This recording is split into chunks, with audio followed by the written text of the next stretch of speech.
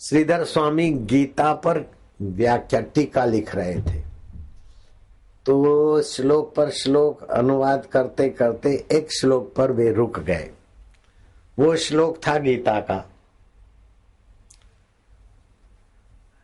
भगवान ने कहा, अनन्यस चिंतयन्तो माम ये जना पर्युपासते तेषाम नित्य अभियुक्तानाम योगक्षेम वहामि हम। अन्य अन्य, सासू अन्य है, बहू अन्य है, ननंद अन्य है, पड़ोसी अन्य है, लेकिन अन्य अन्य दिखने में भी जो अन्य अन्य नहीं वो परमात्मा एक है। गीजर अन्य है, फ्रिज अन्य है, ट्यूबलाइट अन्य है, पंखा अन्य है, लेकिन बिजली का करंट अनन्य है, अन्य नहीं है, वही का वही है। अब गीजर तो बर्फ बनाएगा, ठंडक बनाएगा नहीं, वो गर्म पानी बनाएगा, और फ्रिज ठंडा पानी बनाएगा। लाइट वही की वही, ठीक है ना बेटे, समझते ना। ऐसे ही किसी का दुष्ट स्वभाव है, किसी का अच्छा स्वभाव है, किसी का मध्य स्वभाव है, किसी का खून चूसने का स्वभाव है, मच्छर का,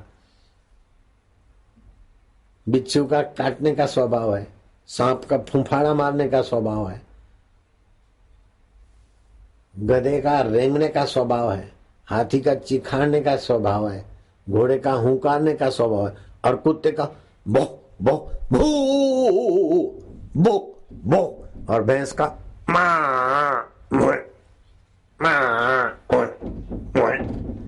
इनके अपने अपने, जैसे गीजर अलग है, पंखा अलग है, टीवी अलग है, लेकिन अलग अलग होने पर इंस्ट्रूमेंट वो अलग अलग काम करते हैं, लेकिन बिजली सब में एक है।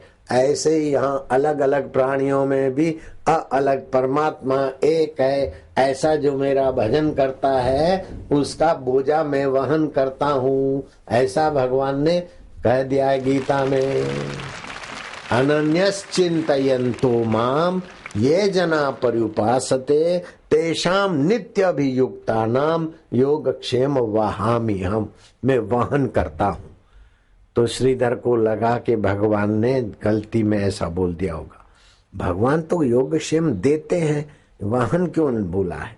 तो श्रीधर ने वाहन शब्द को काटा, लकीर मार दी और पास में लिख दिया ददामी हम, योगक्षेम ददामी हम, वाहन नहीं ददामी। ऐसा अभी व्याख्या लिखूंगा, लेकिन नहा के आऊं।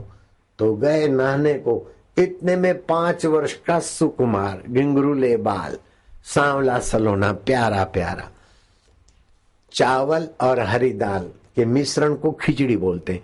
खिचड़ी की गठरी लेकर श्रीधर की पत्नी के सामने आके खड़ा हुआ कि माताजी ये जरा बोझा उतरवाओ। डब्बे में डाला तो डब्बा भर गया। बोले बेटा तू कहां से आया? बोले मैं तो कहीं से भी आता हूं, लेकिन तुम्हारे घर आज खिचड़ी नहीं थी, और श्रीधर स्वामी ने और तुमने अयाचक व्रत रखा है, मांगेंगे नहीं। आकाश वृत्ति साधु लोग जानते हैं आकाश वृत्ति किसको बोलते, मिलेगा तो खाएंगे, नहीं तो जय जय सियाराम। तो ऐसे लोगों का बोझा मैं वहन करता हूं। तेरा नाम क्या है? बोले कोई कुछ भी रख दो।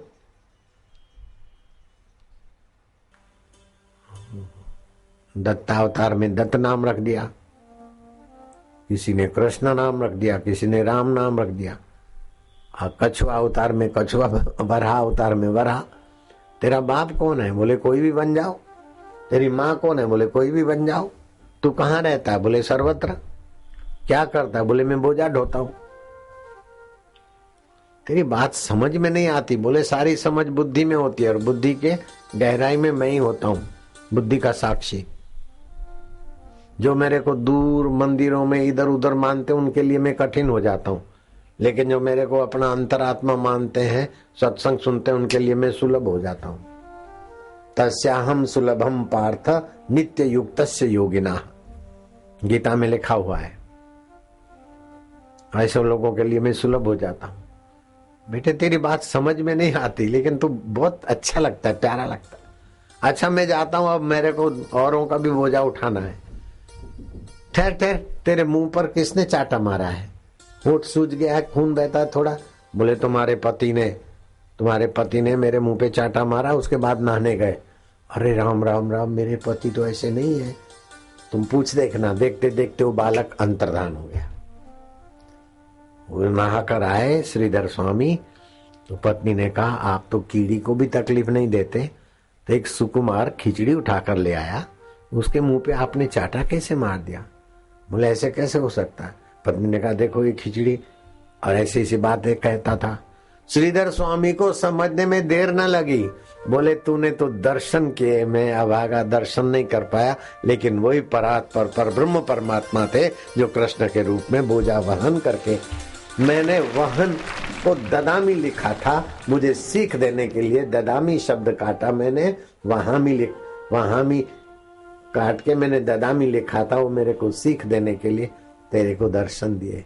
अब कहाँ तो महामूर्ख छोरा श्रीधर और कहाँ महाविद्वान भगवान का भक्त, भगवान उसके घर खिचड़ी पहुंचाए, श्रीधर स्वामी हो गया। ये सत्संग की और गुरु मंत्र की कितनी भारी महिमा है।